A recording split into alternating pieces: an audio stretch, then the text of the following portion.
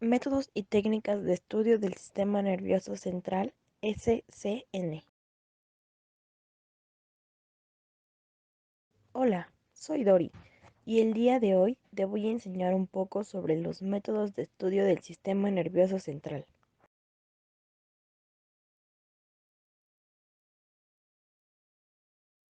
Vamos a empezar con los métodos de ablación experimental. Este método es el más antiguo y se realiza con animales en un laboratorio. Se trata de un procedimiento en el cual se destruye una parte del encéfalo para poder estudiar la conducta posterior a la lesión. De aquí surge el concepto de estudios de lesión. Estos estudios, es decir, los estudios de lesión, tienen el fundamento de que el funcionamiento de un área cerebral se puede determinar observando las conductas del animal después de realizada la lesión. Con los estudios de lesión se pretende descubrir cuáles son las funciones que realizan las diferentes regiones cerebrales, para después entender cómo se combinan estas funciones y dan lugar a determinadas conductas. Por esto, es muy importante distinguir que los circuitos cerebrales efectúan funciones y no conductas. La producción de las lesiones cerebrales en laboratorios es un proceso quirúrgico, es decir, no se puede realizar en cualquier lado ni por cualquier persona. En este proceso se debe anestesiar al animal, cortarle el cuero cabelludo, extraer una parte del cráneo cortando la dura madre para así dejar al descubierto la corteza y finalmente extraer con un succionador el tejido cerebral seleccionado. ¿Y qué pasa si la región que se desea estudiar se encuentra debajo de la corteza? En este caso, se utiliza corriente eléctrica a través de dos electrodos de acero inoxidable. Estos electrodos se guían a través de un método estereotáxico para que llegue al lugar adecuado.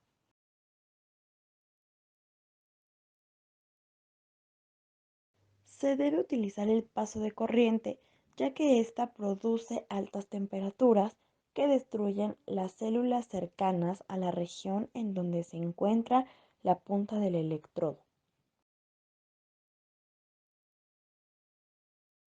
Para esto, es necesario el uso de un aparato estereotáxico para producir este tipo de lesiones, así como de un atlas estereotáxico que nos ayudará a definir la ubicación de las regiones que deseamos estudiar.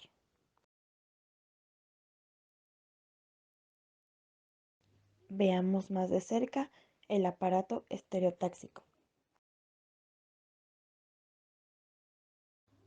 Ahora veamos más de cerca un mapa estereotáxico. Existe otro método para producir lesiones que se conoce como lesiones excitotóxicas. Consiste en emplear alguna sustancia que estimula la neurona hasta que ésta muere.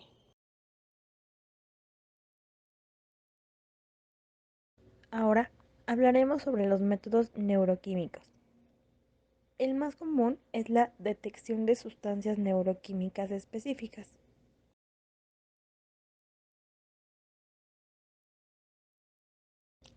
Para este procedimiento se debe teñir cierta sustancia o enzima que se produce en el encéfalo con sustancias inyectadas en los animales.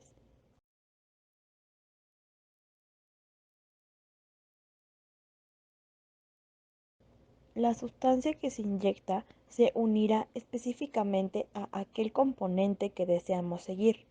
Las enzimas, neurotransmisores o sustancias teñidas viajarán a las regiones correspondientes. Veamos una imagen de ejemplo.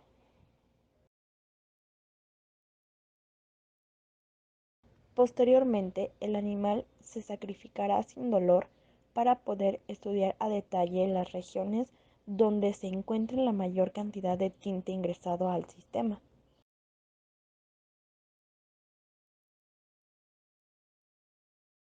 Como se puede observar en esta imagen. Pasemos a los métodos a nivel molecular. Los biólogos moleculares han creado también algunos métodos para incorporar sustancias químicas a los anticuerpos.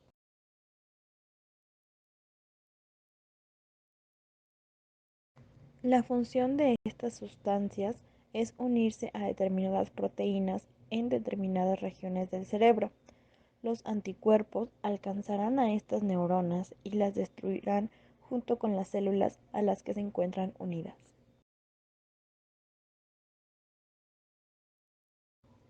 En esta sección tomaremos en cuenta también los conocidos como métodos histológicos, que consisten en estudiar de manera microscópica los tejidos cerebrales dañados por alguna lesión.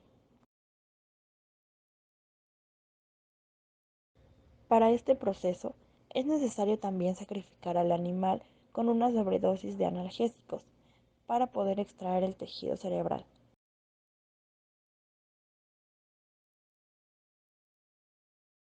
El proceso histológico consiste entonces en fijar, seccionar, teñir y examinar el tejido del encéfalo.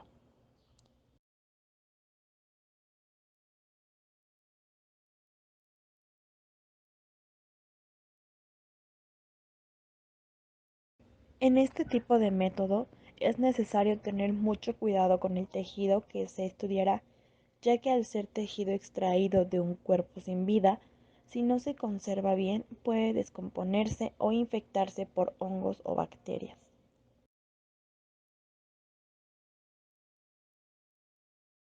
Para poder conservar el tejido y poder comenzar el proceso histológico, se debe realizar una perfusión, que significa extraer la sangre y cambiarlo por una solución salina diluida.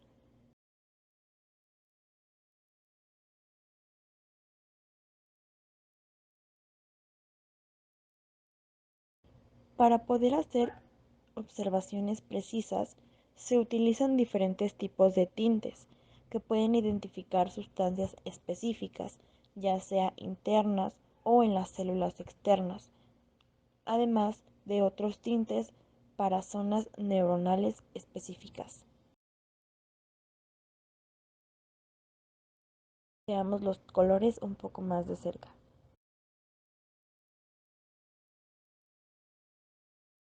Ya con el tejido teñido se pueden utilizar diferentes tipos de microscopios para ser examinado,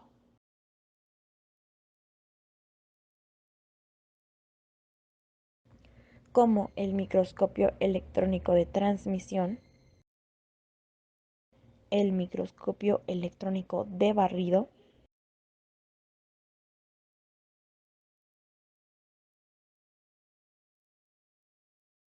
o el microscopio confocal con láser.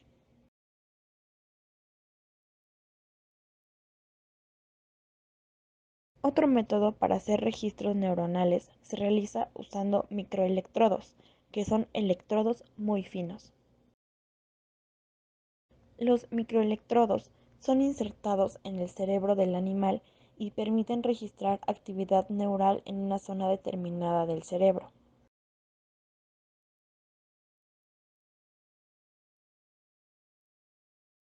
Esta técnica generalmente se utiliza para el registro de la actividad de neuronas individuales.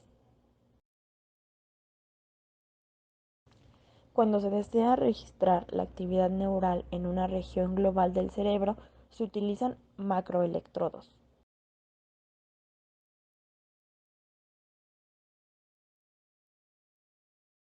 Los macroelectrodos son capaces de registrar información de cientos o miles de neuronas.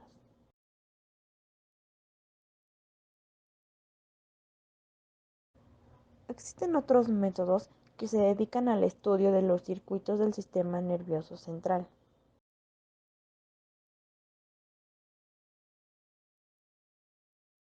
Para averiguar cuáles son los mecanismos neurales que controlan cierta conducta, se utiliza un método llamado marcador de conexiones neuronales.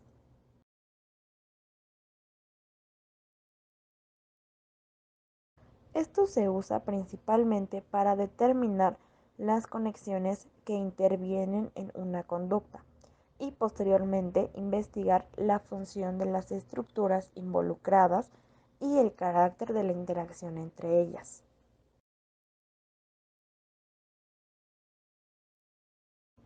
Para esto, se inyecta una sustancia que es captada por las dendritas y se transporta por los axones hasta los botones terminales.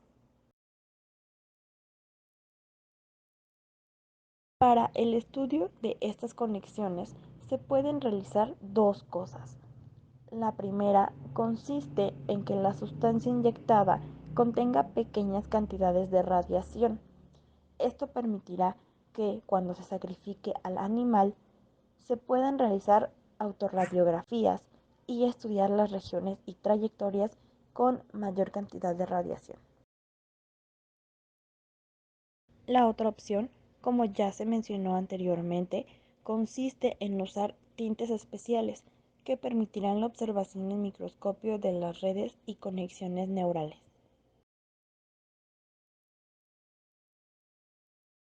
Una característica especial de este tipo de métodos es que pueden ser utilizados de manera retrógrada y antirretrógrada, es decir, se pueden estudiar las vías aferentes y las vías eferentes.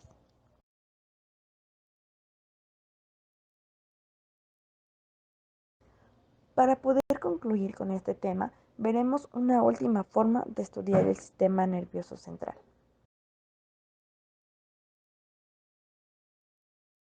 Se trata de métodos conductuales, ya que aunque nos interesa saber cómo funciona el cerebro humano, no es posible someter a las personas a cirugías o métodos para lesionar, como los que hemos revisado hasta ahora.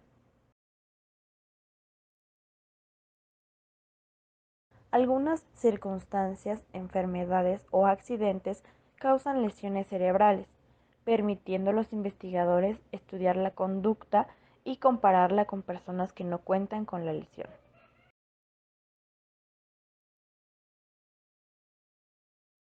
Para poder hacer este estudio es necesario conocer la ubicación exacta de la lesión, lo que con los avances tecnológicos es posible, y existen dos herramientas principales para esto.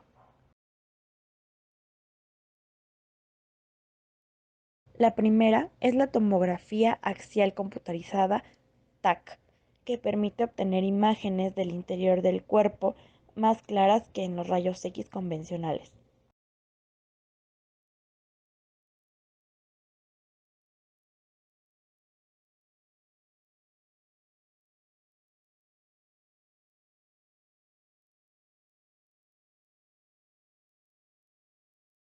La segunda herramienta es la resonancia magnética, que es una técnica de imágenes médicas que utilizan un campo magnético y ondas de radio generadas por computadora para poder crear imágenes detalladas de los órganos y tejidos del cuerpo.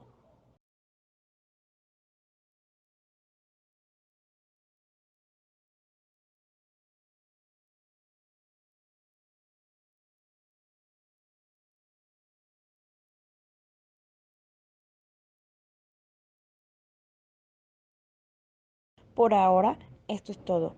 Gracias por acompañarme hasta aquí y espero haya quedado claro el tema. Nos vemos pronto.